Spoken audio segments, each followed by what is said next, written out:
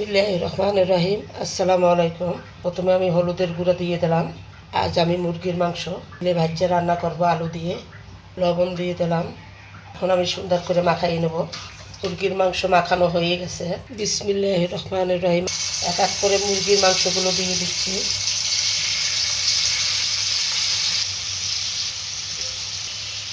সব মাংসগুলো সুন্দর করে সাজাই দিলাম।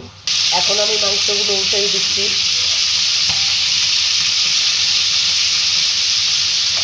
মাংসগুলো উল্টাই দিলাম। এখন আমি মাংসগুলো তুলে নিচ্ছি।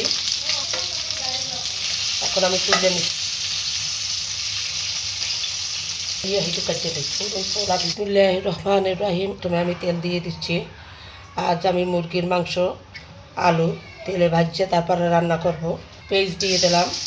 পেঁয়াজ কাঁচা জাল লাল লাল করে ভেজে নেব। ভেজে নিলাম। এখন আমি পানি দিয়ে দিচ্ছি।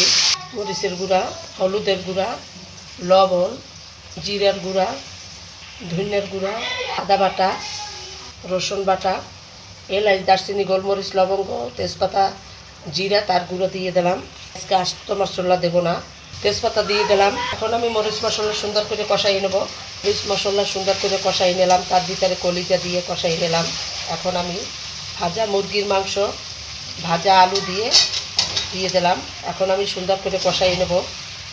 ভাজা মুরগির মাংস ভাজা আলু সুন্দর করে আবার কষাই নিলাম।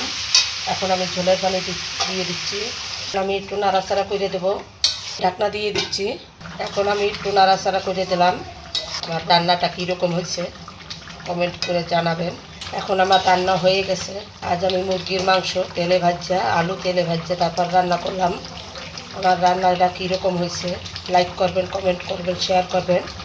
আজ এই পর্যন্ত। আল্লাহ হাফেজ।